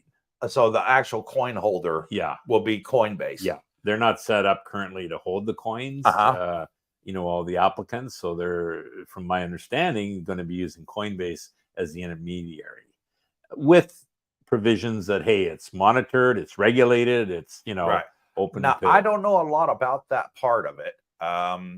So if you had Coinbase, would you need to have a crypto wallet as well to secure it, or does Coinbase secure it for you?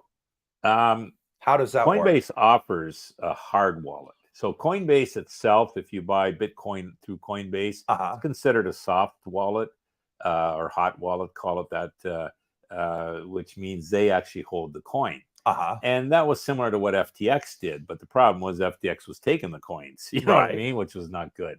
I don't, you won't have that issue with Coinbase, we hope.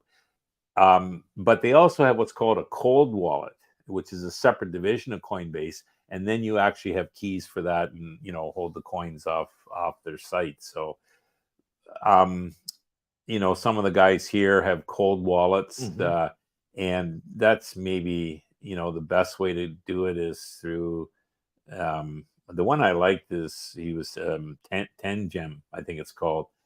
Yeah. So anyways, you can hold that off site. And I'm just asking because I'm wondering how secure that coin is there. Do you have to get risk of, worry about hackers maybe getting into your account and stealing your Bitcoin? Or? Your safest way is to hold your coins in a cold wallet. A cold wallet. Yeah, which means it could be a USB stick you plug in, the coins go onto that, you take it out, and then you've got it.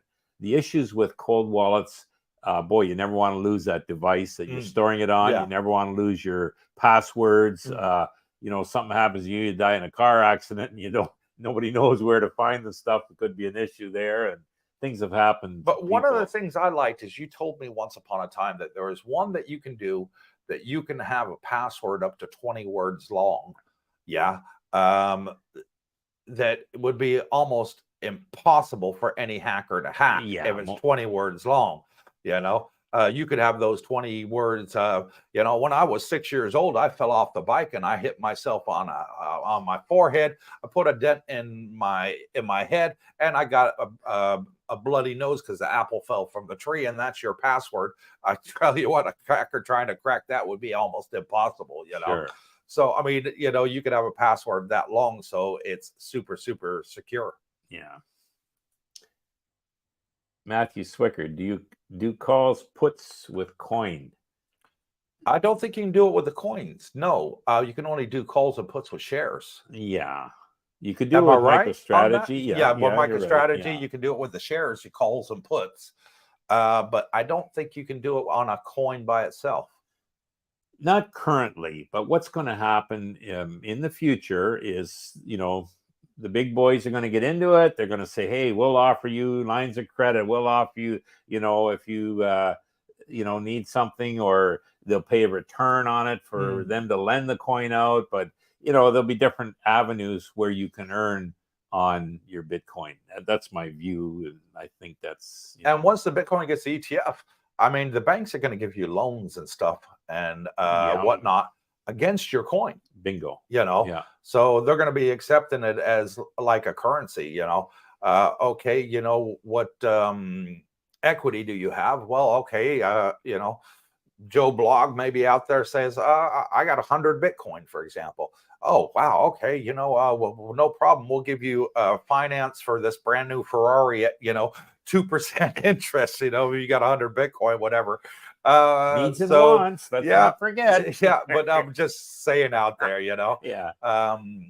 For the people out there watching, for an example, crazy example, I know, but maybe there are people on our channel that got 100 Bitcoin. I don't know. I certainly don't. But anyways, it's going to, once it gets regulated and gets into the industry, you're going to find that banks will be investing in Bitcoin as well. I'm absolutely 100% certain in that. JPI, we will have a recession come first or second quarter next year. Then wage will drop because of the election. Probably stimulus checks as well. There's a good point. Yeah, it wouldn't surprise me if Biden went out and because right now in the polls, he's not looking too good. No, I think they said in 5 of the 6 swing states in the news that Biden was losing to Trump. Yep. And there was only one swing state that Biden was winning in by like 5 to 10 percentage points. I think there's a lot in his party thinking he should maybe step aside and let somebody else in. Maybe they're thinking he's too old. A little bit too old, a little bit too fragile. He gets lost in his speeches sometimes. Well, quite often, actually. Can't walk up the stairs to Air Force One, but he's a nice guy. But it's a shame. But no, I believe that what you're saying about the stimulus checks, I could see Biden doing that, because if he's that far behind in the polls, and he was giving stimulus checks out during COVID, left, right, and center, wasn't he? We all enjoyed receiving them. So I can see that he could probably be looking at, throwing a couple more stimulus checks out there during next year. When it comes up time for running for the election, they'll typically spend money, throw money, prior to an election, trying to, obviously buy the votes. But yeah, fiscally, it's not. I mean, the debt's big enough now. It's how many trillion of debt are? I think 33 trillion, and it's a crazy amount. Yeah, and at the New York Stock Exchange, the building in New York, you got the banner that goes up, and you see it go across, and it's showing you how much interest is, how fast the debt's going up, and you can see the thousands going like this, and I'm like, it's a phenomenal amount of money. They won't be able to afford the interest on the debt. That's what's happening. So, we'll see. Yeah, there maybe will well be a recession. Sean Desh, do you need a fishing license to fish in the rivers, ponds off the coast in Thailand? And I've seen people fishing on the beach. I see it every day when I go out. People fishing on the beach. I don't see anybody patrolling it. And Darlene and I went out on the jet ski on Sunday, and we went to Koh Larn again. We liked that island, and we'd seen several jet skis with the fishing poles, you know, and the tackle box on the back of the jet skis. The Sea-Doo does a jet ski, you know, for fishing, and they were all expats, and they were all going out fishing. But I didn't stop to say to one of them, because I had this question on Saturday. Yeah, do you need a license? It may have been from you, Sean. Somebody asked me on the live stream, do you require a fishing license in Thailand? And I haven't heard of anybody needing a fishing license. I see everybody out there doing it, but I'm not aware of actually of one's required. I really need to look into it. We'll I need run to make across a that. note of that and check into that. Mark Schaefer, I'm going to go watch the video Brooke recommended about Bitcoin. I used to trade covered calls, leaps, but I know nothing about Bitcoin. Well, you're gonna get your eyes open, Mark, and if you're familiar with the calls and leaps, you'll take a look at the MicroStrategy, because that might fit right in. And actually, the interview is conducted with Tucker Carlson and Michael Saylor, who at that time was the CEO of MicroStrategy. Now he's, I think, chairman. But, the link is in Sunday's video that Brooke did on Money Matters. But if you're unable to find the link for whatever reason or click on it, you can go on YouTube and Google it. Just search on YouTube, you know, Mike Saylor and what's his name from Fox? Tucker Carlson. Tucker Carlson interview. Really, really good. It's about an hour and 20 minutes long, and it was fantastic. I thoroughly enjoyed watching that video. Dan B, sorry, was not a critic, condo rentals or for sale. Enjoy the videos and following your suggestion of saving the rental videos I like in a separate folder for when I hope to get there next fall. And thanks for that, Dan. No worries. I didn't take it offensively. No, that's what Brooke and I did before we came out to Thailand. We were both living in the Philippines, and we were watching loads and loads and loads of condo videos, and I was saving them on YouTube. If you click on the plus button there, if you're watching it on your TV, it brings up a menu, and it says watch later. Tick the box there, and it saves it. So that way, when you go into your history, you can go from your history. It'll show you another banner drop down list, and you have your watch laters there. So that's what I used to do, me and Brooke, and we'd go back and we'd compare them to the ones that we saw before. Well, I really like that one. What about the one we watched 2 weeks ago? Let's watch that one again and see what the difference is, you know. And we were doing that for several months before we came out here. Probably 100 videos we watched. So don't get lost in all the videos that we're putting out. Put them in some of your save folders, and that way, when you're getting close to come out here, you can say, hey, Cooper, I really like that condo you did here, and it was called this one, and I really like this condo as well, and I really like this as well. Are any rooms available in those 3 condos? And it really helps us out when we pass that information on to the agent, rather than the emails going back and forth 30, 40 times. They can turn around and just look and say, yeah, we got rooms available on this one and this one. So thanks for that, Dan. Much appreciated, brother. Coinbase. And Coinbase, that's a good wallet to have as well. I think he meant, he was referring to coin before, but it was Coinbase. Sorry, I wasn't clear. That's okay, no worries, Matt. No worries. No problem. So Pepper, Dan B, we will be there around the same time. Hope to see you too. Good. Yeah, and that's absolutely excellent. We're getting so many people over here. I've got over 130 subscribers here now. Excellent. 130, all from watching our channel. And I have yet to meet anybody that's unhappy. No. Every single one of them say they love smiling and happy they're here. They've never met a single one that says they're unhappy. They don't like it. They're going home. Thailand ain't for them. Not one. Great country. Not one. Everybody seems to be really thrilled with it. Sean, in your condo travels, have you ever come across a jacuzzi that was actually heated? Yes. Yes. There's a couple of condos that I filmed that had them on the balcony. Okay. And I'm trying to think of the names of the condominiums. I've done that many. I've done over 60, guys and girls. There was some that were on the balconies that had the electric to them where they were heated, and you can adjust the thermostat on the jacuzzi that was on the balcony. So there was that a couple that I did, but I haven't seen any jacuzzis that are out in the pool areas that are heated. They got the saunas and the steam rooms, of course, but the actual jacuzzis out in the pool areas here are not heated. I haven't seen any that are. You've been to a couple of the spas with the heated jacuzzis. Yeah, there are spas with heated jacuzzis that you can go to out here. Especially the onsen spas are absolutely brilliant. Me and Darlene love them. But as far as a heated jacuzzi and a condominium, unless they're the little bit more expensive ones where they got them on the balcony, those can some of them have been heated and some haven't. So I hope that answers your question, Sean. So Pepper, I do plan on renting for a year or so, but my goal is to buy at least 2 units, one to live in and one for income producer. And that's a good goal. That is a good goal. So you live in one, you rent out the other, and you got a solid income coming in every month. And hopefully you'll rent the other one out to one of our subscribers and give them a good deal. Can but ask, right? Can but ask. Go ahead there, Tom. Okay, Tom York, you don't need a fishing license for rod fishing in Thailand. However, you'll need to be certain you're not fishing in waters that are designated as a national park or a marine reserve. Oh, thanks for the tip, Tom. Good answer. I really appreciate it. I'm still going to ask because I want to get the whole legal definition. Not that I don't trust you, Tom. I'm sure that you're right. But, you know, if there's certain lakes or something that you have to have a special permit in, I want to find out about that because there's plenty of lakes around Thailand. And the last and final question goes from Darlene Buchanan, who says, good morning, very informative video. It's not even a question, it's a comment, but thank you, Darlene. And we're at the end of the questions. There's no more. That's it. Or we're all the way down to the bottom. I'm scrolling down as far as I can. There's no more coming up.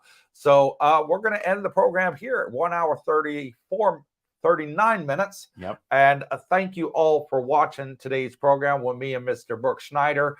Darlene and I got a lot of editing for tonight's video that's coming up.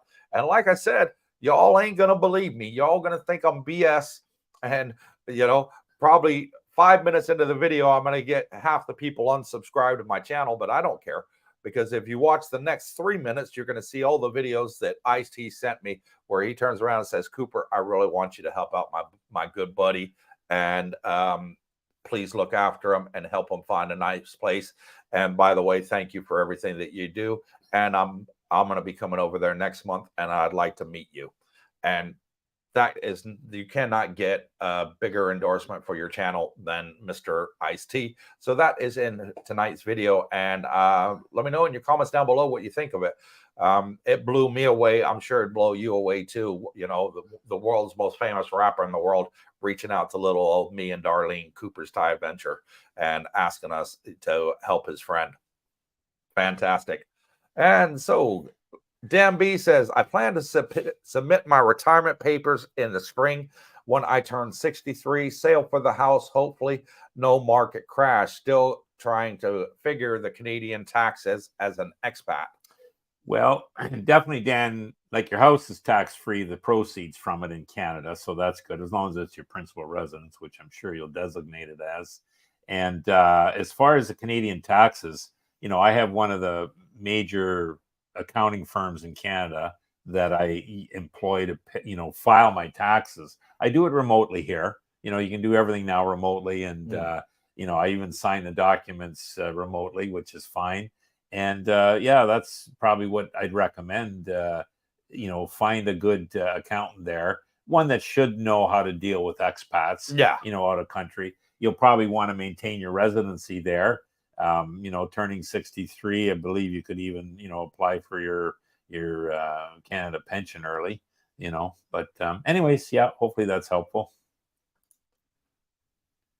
Sean Desh, thanks, Tom, on the fishing answer. Yeah, much appreciated for that, Tom. Cerebral aptitude in 2 years, retiring early. Good. There you go. Get in there as early as you can, brother. I don't blame you. Get some Bitcoin. You might do it sooner. At 60. At 60. There you go. Just a youngster. Yeah.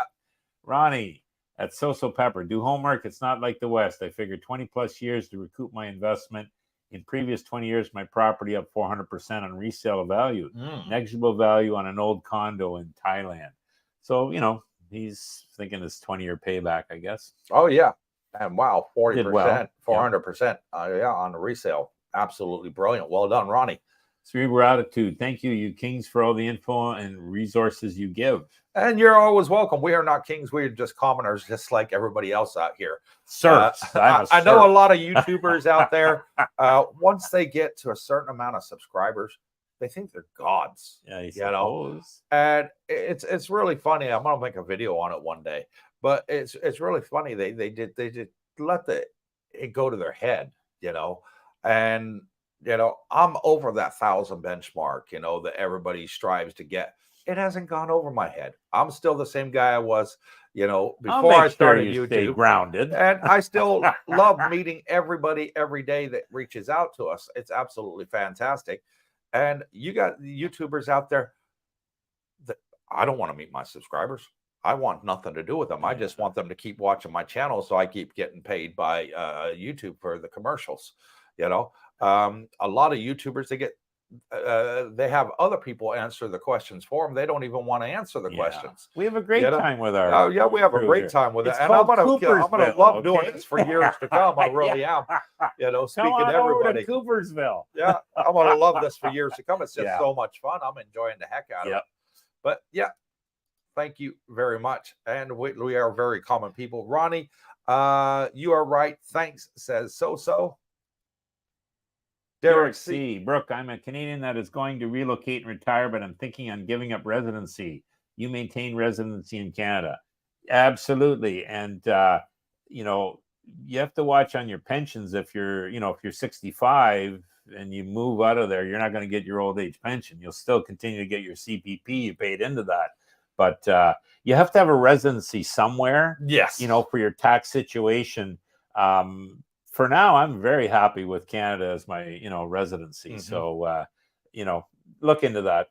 I would say get a good accountant initially, because you'll need, even if you move here on a retirement visa for the year, you'll want to file your taxes back in Canada. So you'll need to have a, chartered accountant, in my opinion, to do that.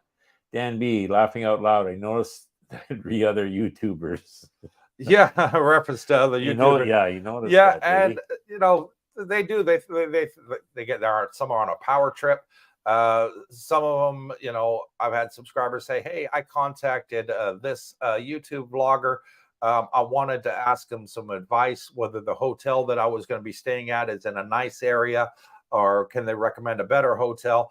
And they sent me an email back saying, "If you want to talk to me, you got to give me $3,500 to talk to me on the phone, and I'll tell you whether it's in a good area." And I'm like, "What the heck?" Crazy. And I'm thinking to myself, my God, this person's only got, so many subscribers, only a little bit more than me, and they're asking for $3,500 just to give advice. I mean, what kind of world are we in? I tell everybody my channel's free. If you want my advice, fine. Send me an email, send me your number. I'm more than happy to call you and talk to you and tell you what I think of the area, whether it's good or bad. And, that's the people out here. Maybe that's one of the reasons our channel's taken off the way it has. Susan Daniluk. Yeah, no, it definitely has. You're a straight shooter. Brooke, what is the temperature of your pools? Okay, the pools are actually cooler. They're cooler than it is outside. The ocean is hotter than the swimming pools. I think so, yeah. When we went out jet skiing on Saturday, I would say the ocean was about 28 degrees Celsius. Yeah, that's pretty warm. Okay, so what's that? That's about around about 90 Fahrenheit. Yeah.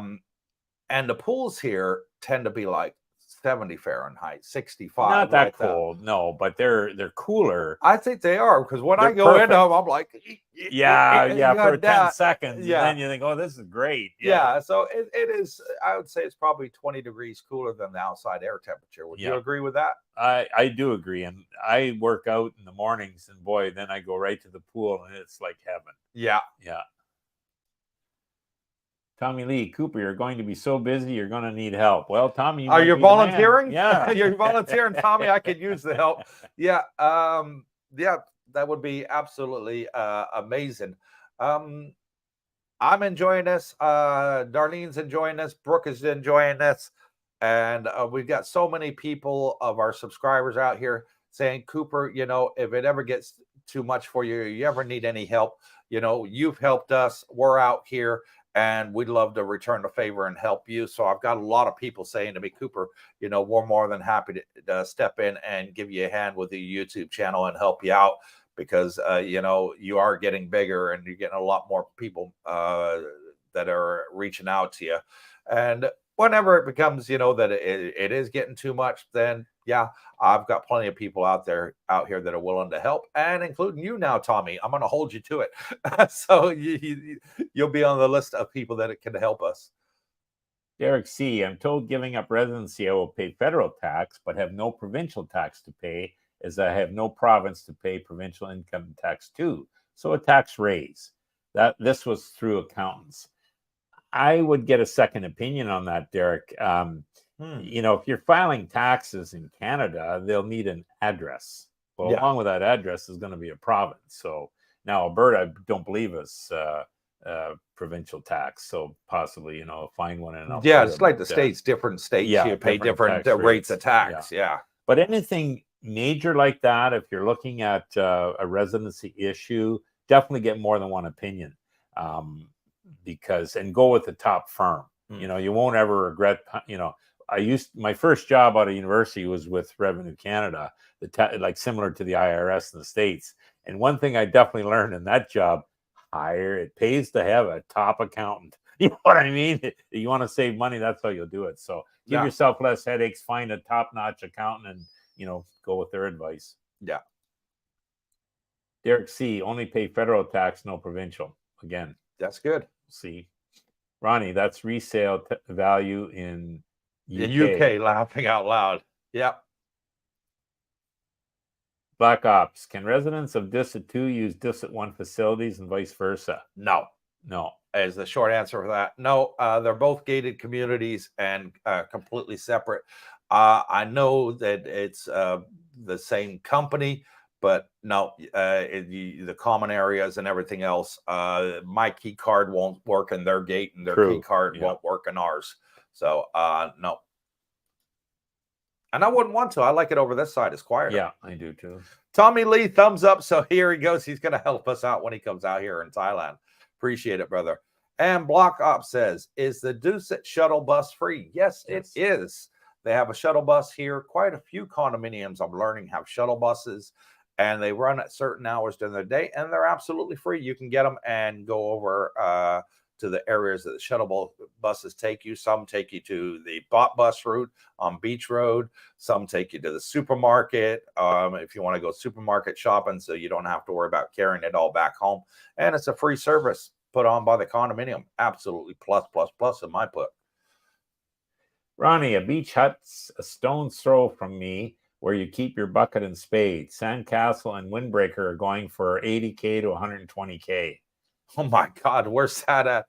That was in US dollars, so somewhere in the States, probably somewhere on one of the coasts of Florida or California. Yeah, it's absolutely crazy prices for beachfront property there, even for just a hut to store your stuff. They're asking crazy money, and that is it again. Oh, we can't end up keep coming up. Hey, there you go. Black Ops says it's 4 pluses there, and I absolutely agree. So thank you all from Cooper and Mr. Brooke Schneider. Thanks for coming on and joining us today. Really appreciate it. We're looking forward to the next live stream. Come and join us on Saturday, where me and my wife will be answering your questions. And if you haven't already, please hit the thumbs up. And if you haven't already, please subscribe to the channel and help support us. It really helps. And I hope you enjoyed tonight's video, where I've already told you exactly what's going to happen. It's with Mr. Ice-T and Africa Islam. They give me a big, huge shout out and thank you for me helping the retirees and the veterans that want to come out here to Thailand. So thank you all so much for joining us. Just go over the thank yous. Which condo offers bus service to Big C? None that I know of right now. I know that they offer some to Lotus. Macro they offer here. Macro and Lotus are the two, and Jomtien. Big C is in Pattaya. There is no Big C in Jomtien. Moving on along, Sosa Pepper, thank you for everything. Have a great night and blessing. You too. Take care, both of you. Dan B was thinking of maybe starting a YouTube channel with emphasis on golfing in Asia. Had a catchphrase of one of my favorite movies ready, but then you started using it. What was the catchphrase for this famous movie? I have no idea. Hello, tubers. Was that a catchphrase? I have no idea. You have to let me know, Dan. Dado Boy, great stream. Thanks, guys. And thank you for coming on and joining us. Really appreciate it. Black Ops. Cheers, guys. Thank you, Mr. Black Ops. And Ronnie, thank you for your time and efforts. Coops and Brooke, have a great day. And you too. And thank you to my wife for being the moderator over in the bedroom over there. Big shout out to her. Darlene, thank you, honey. You're doing a fantastic job. And thank you for all your help in supporting us and the channel. And the last comment comes in, Dan B. Truman Show. Thank you for that, brother. God bless you all. Take care. From Cooper and Brooke. Until next time, stay tuned. Stay tuned.